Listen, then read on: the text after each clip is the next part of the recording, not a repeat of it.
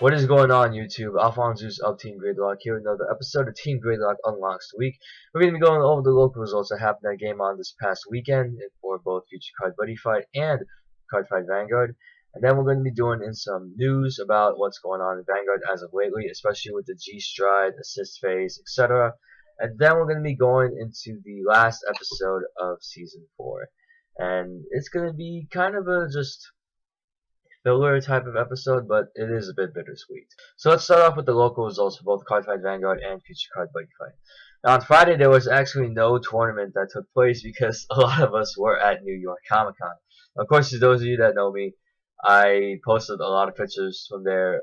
If you guys actually want to see some of the photos from New York Comic Con, feel free to comment down below. I went with Henry and we had an awesome time on Friday, although it was extremely exhausting. I really did like New York Comic Con blew me away in almost every single expectation that I had. But yeah, since there's not a lot of activity going on Friday, we had no tournaments, so a lot of people were doing playtesting and stuff like that. So let's go on to Saturday, which was the main day. For the Cardfight Vanguard tournament that took place around, I think, 1:30, 2 o'clock, we had 5 rounds of Swiss. We actually had 17 people. So if you haven't known what the format was like, at least at Game On, if we have 16 people or less, it only goes to 4 rounds of Swiss top 4, while if there's 17 people or more, it actually goes to 5 rounds of Swiss top 8 playoffs. Now, of course, as usual, I go back to my main clan, the Dimensional Police, with the Dimensional Robos. Round 1, I went up against a Grand Blue player. It was a pretty back and forth type of ordeal. I managed to try and do an anti-limit break strategy to kind of keep him from doing the break route in game 1, which ultimately got me to win the game. And then in game 2, he managed to get me with just hitting the numbers. He was able to revive a lot with Cactus, even the reverse too. And it's pretty silly because a lot of stuff that's usually killed, they end up just kind of bringing back from the grave and just reusing and reusing and reusing. And surprisingly, I didn't see him deck out at all in our 3 games. When game 3, I managed to land a break ride, and the thing is, for the past 2 games, he actually just put up a perfect guard and just said that's it. Luckily, at least in the 3rd game, I did get the grade 3, because it seemed like he had enough cards in his hand to guard the rest. Now, moving on to game 2, or round 2, if I may say, I actually went up against Rob. He was playing Team Dark Matter. He was playing his duos of the Bermuda Triangle, and he 2-0'd me. Pretty much what happened was, he got the break ride combo off with rate, and he was able to really reset columns, and he really practiced the deck. Because usually what I thought was, maybe if I do a rate break ride turn, just like get in both attacks, and then once you attack, return everything to the hand, and then I just call in 2 12k attackers to the sides, and therefore I have kind of a, how do I say, like a 6 attacks in one turn, even though the last 2 attacks in the rear guards would be weak unless I got triggers on at least one of them. Now, in terms of trying to keep the momentum alive, I wasn't able to utilize the break ride combo that much. I wasn't able to kind of like, get him down because he was able to literally outlast my offense. And even with the cards I put down, I wasn't able also to get the retire power, which kind of sucks, but it's pretty much the Vanguard Casino, as I like to call it right now. And I wasn't lucky enough. So I ended up getting 2-0'd, and I'll report to see who gets the top 4 or top 8 playoffs later. Now in round 3, I honestly don't know who I fought against. I think I got either the bye or I actually did lose that match. I think it was against Eric, unless that was in round 4. Whatever the case was, I know that I lost to someone else. I'm still trying to remember, but I'll describe that at least the match I had with Eric. Now, since from last week when I beat Eric with the D-Robes against his Machinix, he wasn't too familiar with the matchup, but this week he actually came prepared in and at least knowingly how to at least get rid of my, I guess, offense and whatnot. I literally had 2 turns in the 2 games that we played while I had to, I had a pass turn because I didn't have the break ride. I didn't have Goryusha in there to try to utilize, at least a restanding so I can either fill up the field or whatnot. So he 2-0'd me there. And then round 5, the last round, I ended up getting paired up against Alex, but since both of us were like 1 and 3, he just gave me the win because we wanted to actually get something to eat. And So in all, I actually went 2-3, which was kind of bad on my part. And 2 wins was barely. It was more like a win and a bye, actually, since food and hunger are a thing. For those that actually entered top 4, after the top 8 playoffs took place, I know that the top 4 happened to be Carlos. He was running Minerva of Genesis, and then we had Josh, who was running Rebirth with the Overlord Break Ride. We had Rob M with the duos of Bermuda Triangle, and trying to remember what the at least the 4th person was. God damn. Oh, it was actually Grant. He beat Henry in top 8 to actually proceed on, and he was running Shadow Paladins, Drag Ruler, and I think it was actually teching in Raging Form as well. It seemed a very interesting idea to base around because when you combine both Drag Ruler and Raging Form, it's kind of like setting yourself up for a restanding Vanguard, which pretty much you have to block every single attack if you want to live. That's the that seems like the mantra of that deck. So top 4 we had Genesis, Kagero, Bermuda Triangle, and Shadow Paladin. So very diverse top 4. Congrats to everyone that did make it to the top 4, especially at the top 8 playoffs. That means there's only more boosters in the prize pool. Now, what happened for Buddy Fight was actually kind of a surprise. We had 9 people enter. I think it was 3 rounds of Swiss top 4, I guess, because if it was 8 or less, then it would have to be 3 rounds of Swiss top 2. But since we actually had 9 people, which was a pretty decent one, I can at least describe to you what I went through there. Actually, 4 rounds of Swiss. What am I saying? The first round, I actually went up against Eric with Darkness Dragon World.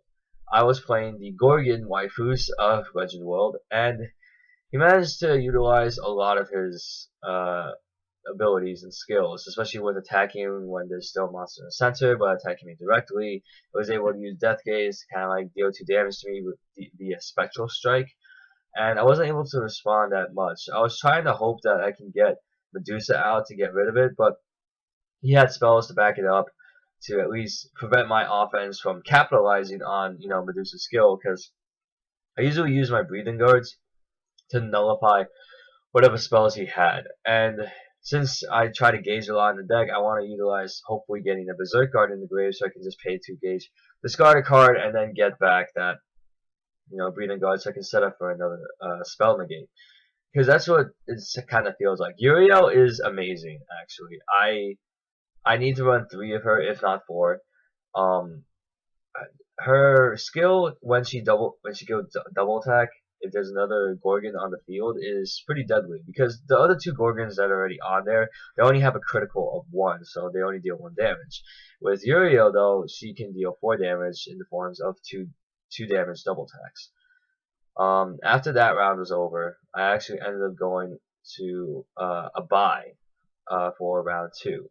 And then round 3, I actually went up against Modesto. He was running the Gorgons as well. He was running a little bit of different build. I actually teched in 3 Gluttoniers and 3 Fenrir's, because I wanted to see if I can utilize that OTK potential in Gorgons, although it is a bit awkward because I wasn't able to utilize, I guess some synergy with Gorgons and that, because I guess I just wanted to set up for a kill with Uriel, with just getting, if I can get in 4 damage or 5 damage even, to try and prevent him from really capitalizing on rushing me down or something like that. That's what I feel like the strategy with my Gorgon deck is, that I get them down to 6 damage or less, and then I just do my final turn where I try to do an attack, and if they do try and negate it, whether they gain a life, gain engage, or just nullify the attack completely, I can just now chain the Breathing Guard to pop the Gluttonier and have Fenrir take the field and swing in for game. That's pretty much my strategy with that Gorgon deck. Of course, the synergy is a bit off, and I'm trying to retweak the deck however I can probably feel for it. We'll just have to see what happens in the next coming weeks, because now I'm pretty sure that my Legend of the World deck is almost complete. I probably just need 1 more Uriel and I'm good to go. Because I'll show at least what I pulled in the box openings so that you can see how the pulls came out of that.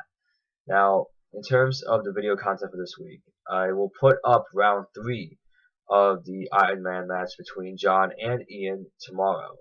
I will try to see if I can put up the box opening tonight, so you get to see that, as well as this vlog. And then, in terms of the rest of the week, we actually had a rematch between John and Ian for the Iron Man match. And, this time it's going to be a little bit different, but don't worry, you'll see the details more after, I put up round 3. I'll actually put it in the description that, the rematch. Now, in terms of the rest of the team, pretty much it's been a crazy week. A lot of ending, a lot of card fights, and just rocking the casino just to see what our luck could bring us. Because even though that, yeah, Vanguard is, the skill gets really overshadowed by luck.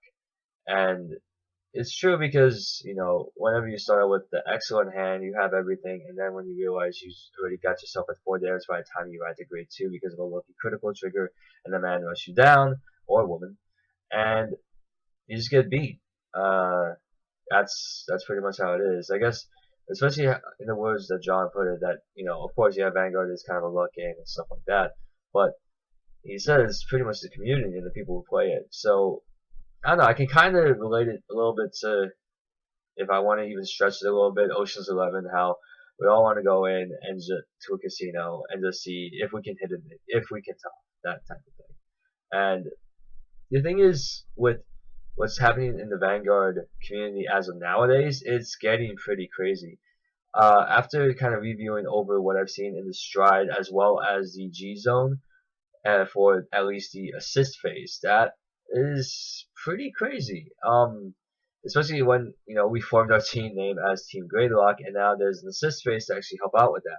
Now the thing is, what I've noticed from this, let's just say it's not a guaranteed way out of Gradelock, because the thing is, they actually related the 3 conditions that they had in terms of the G assist. Now, conditions are you have to have a current Vanguard that's not grade 3 or greater. No, you cannot try to assist phase when Novell is not on your team, even though that Novell is pretty much already outclassed and outdated at this rate with the resurgence of a Legion that happened, especially in the Japanese format. Now, you must not have any card in your hand with 1 grade greater than your Vanguard, of course, that means you're grade locked. And then, you must have 2 or more cards in your generation zone. This one is, it's one of the most glaring things, because now you're going to need cards, or at most 4, if you want to ever get past Gradelock. And the thing is, it's kind of sad, because, I thought people would just have a little bit more handicap in the hand, but the fact that you have to utilize 4 cards that I guess wouldn't be much in terms of, anything to get out of Gradelock, is just say, okay, instead of putting in a mechanic with the main deck, we're gonna have just, you require these cards to have in your generation zone, so you have a chance to not get Gradelock. Because how the Cardfight Vanguard Wiki actually puts up as the steps to the assist phase. First, you reveal the cards in your hand to your opponent. Of course, it'd be pretty sad if you get all 3 grades in your hand and you try and do an assist phase. And then, you look at the top 5 cards of your deck. Then, from among them, you add up to 1 card with 1 grade greater than your Vanguard, and add it to the hand, shuffle to the deck. Then, you send 2 cards from your hand and 2 cards from your Z-Zone out of the game. Now, this handicap, I was thinking of, alright, we have 2 cards from the hand, which means that, okay, you're already minusing 2. And of course, if you're Gradelock at 0, it's kind of alright, because now you get to get rid of 2 grade 3s that you probably don't need. Well, of course, that can be a counter, especially for decks that may rely on their grade 3 aces or whatnot, whether for Persona Blast or for Break Ride skills like Die Kaiser, etc. And then with the Z-Zone, you have to send them out of the game. So pretty much like telling you to just use these cards only for Gradelock, and that's it. I'm not sure what exactly the G-Zone is. I'm thinking that the G-Zone is also for Strides, I guess. I'm not 100% sure about that, because it's just a bit weird that the thing is they don't even guarantee it. And of course, if you don't happen to find a card that's 1 grade greater than your Vanguard, and of course you don't have to send 2 cards from your hand and your Z-Zone outside the game, or else you're probably going to need more than 4 cards for that zone alone. And the thing is, it's a gamble. It's a slanted gamble, but it's a gamble nonetheless. And that's why I'm a bit shaky about what this future has in store. I think outside the G-Assist and the Stride that we've seen has been crazy. Crazier, if I may say. The G-Assist was a decent attempt. It's just that, I don't know, I just find it very weird they would add cards that would have a purpose to be used for the assist phase. Now for Stride, Stride has been interesting because now it seems like they're mainstreaming all the decks into one, because now, especially when you see the Harmonix Messiah and the other grade 4s that you can actually tech in your so-called extra deck, is mind-boggling in a way. Because now, all you have to do, you rush to grade 3, you get your 4 cards, and then you discard them. Because, of course, in order to Stride, you'll have to discard the number of cards equal to the grade that is going to be strided. So in this case, grade 4, you have to discard 4 cards. For cards that have a draw engine, or at least ways to build up hand pretty consistently, it's easy. I gotta say, like, Bermuda Triangle, even Oracle Think Tank, all the way back to Scarlet Witch Coco, they can probably help out a lot with that. Now technically with at least one of the Stride units, you get to do a triple drive check. So discarding 4 cards from your hand, especially if they're dead cards, isn't that bad, especially when you get to drive check 3 times. And from there, it's probably going to even be a break even if you get a draw trigger on one of those, which is a pretty high chance that can actually happen.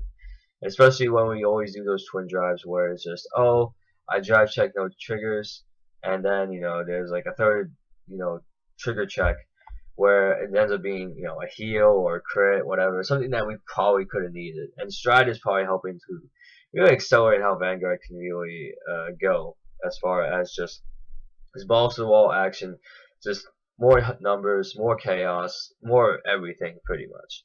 And I gotta say, I really, I don't know, as much I feel like it's going to be quite a switch. Especially when you're evolving from Legion to there. I know Legion's still probably going to be there, but still Stride and then Great Legion, which I haven't even mentioned yet, that's going to be a bit even more crazier. Well, crazier to be literally correct.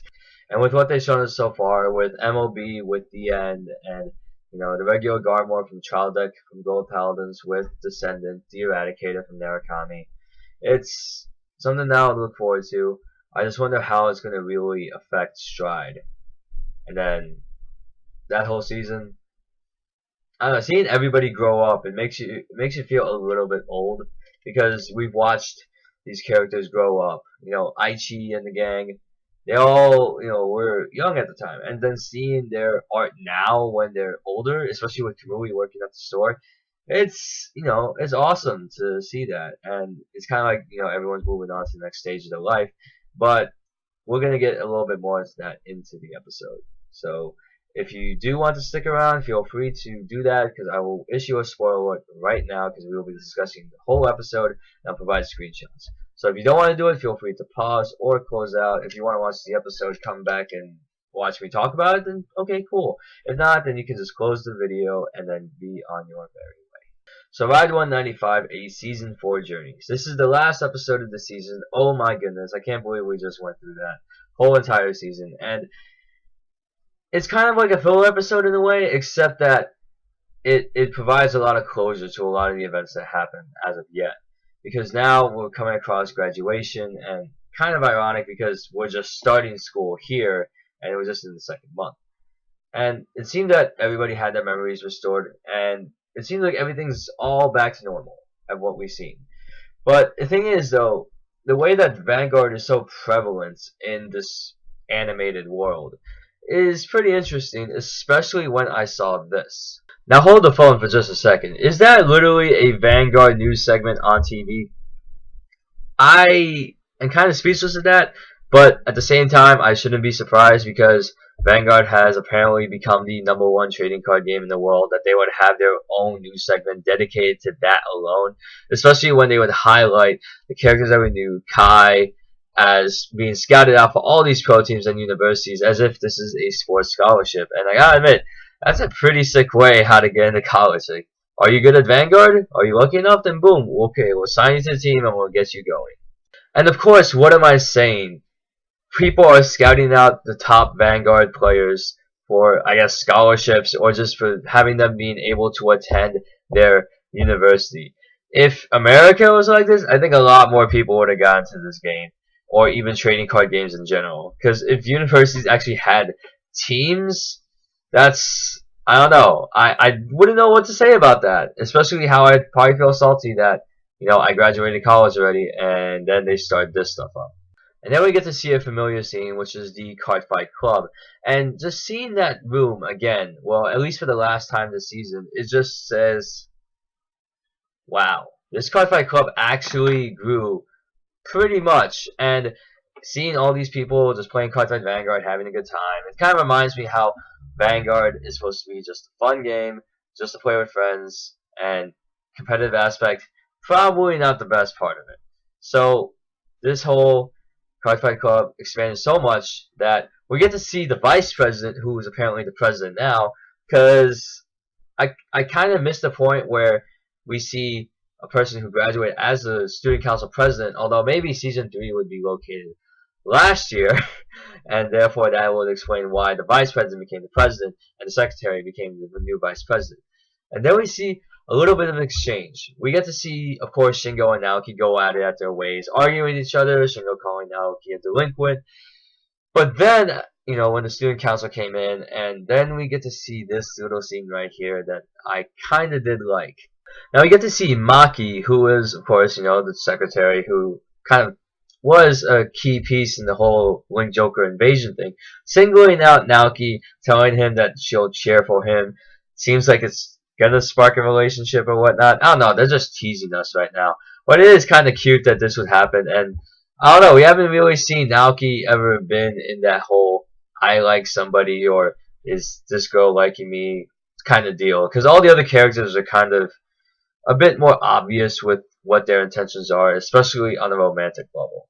And this isn't the only sort of romantic tease that we get in this episode, as we've seen the little spark between Miura and Misaki, as well as the resolution between Korn and Aichi, which I'll explain in a bit.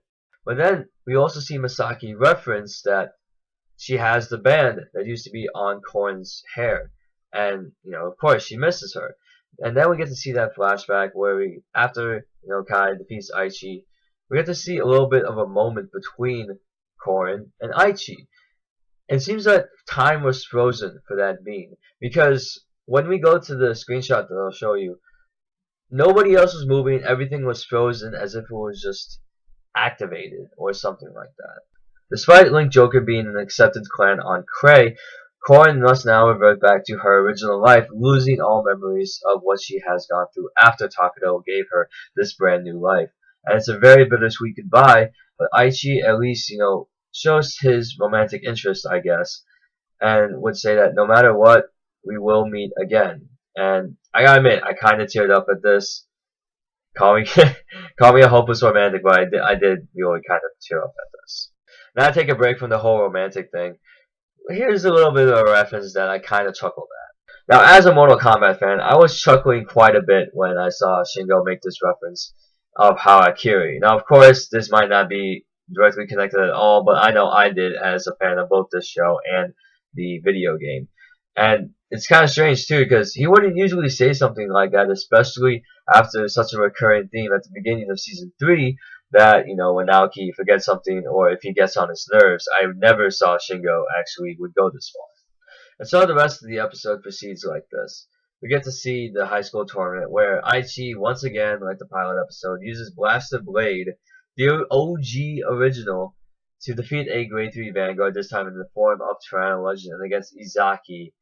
Like, he needs another loss. This guy probably has the pity vote for the whole series. I feel so bad for him. Nothing really goes his way. It kind of really sucks, too. But after that, we get to see them trying to take interest in the Cardfight Vanguard tournament that is taking place on the same day as graduation.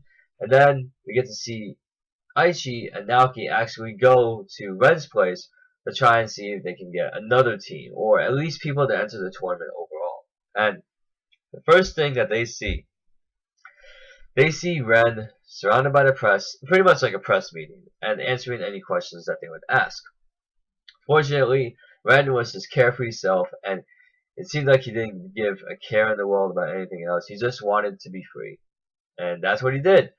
He gave some vague answers. He was just saying, it's alright. And Asuka came in with the save to just say, okay, I think that's it. We're done. And unfortunately for Aichi, after the press was done with Ren when he went inside, they noticed him, and then they all surrounded him and tried to ask him questions. And they kind of do another throwback this time to Aichi's personality in Season 1, where he was a little bit more reserved. This was before he actually used Psyqualia, of course. And Naoki, of course, feeling a bit powerless because he can't even see Aichi to try and get him out of that circle, as if it was like the paparazzi trying to surround him and just try and get embarrassing photos or whatnot. The thing is, though, after that, we see Kai make his first appearance finally. Because, of course, this guy has been scouted out and all that stuff. He's like world famous now, and at least famous in Japan for all we know. And that's the only screenshot we saw of him with that, that holding that card as if he was reversed again. Because that red background really gave off that type of feel. And seeing him again in person, or at least him like physically there, it's pretty cool. It was a small reunion, and that last few minutes where we see Naoki actually go up to Kai and show him an ad for the Cardfight Vanguard tournament that's going to be taking place, that looked like a 5-year-old drew it actually, but I don't know, I thought it was kind of a signal and a season for Journeys, because now this is the point in the series where the characters that we pretty much almost grew up with now are moving on to the next chapter of their lives. Some of them is college, some of them is high school, but whatever the case may be, we'll always have the memories. And that's pretty much what it's going. We're really just making a path where we literally both can't be on the same path, that we have to separate. I kind of feel sad because, it's not going to be the same ever again. Because seeing the new characters, seeing what they could bring, and the new clan, Gear Chronicle, I want to try and be excited for it, but I'll probably see the first couple episodes just to get a feel of how these characters will be established and making their mark in the history of Cardfight Vanguard. And that is it for the season ender for Cardfight Vanguard. I hope you guys enjoyed this little episode breakdown. And yeah, I really love, breaking down these episodes just to see what would happen, as well as my feelings towards it. I thought it would always be a great time to have, and believe me, putting in those screenshots and recording the voiceover commentary for each one has been quite fun as well. And of course, if you want to just know about the video agenda for this week, I will put up a box opening tomorrow. The third round between John and Ian for the Iron Man match will be going up the day after, and then we'll play it by ear to see how we can upload stuff for the rest of the week. And that is it for me, AlphonZeus of Team Gradelock. I hope that you've enjoyed this week that I've unlocked for you, and I will see you guys next time. Take care.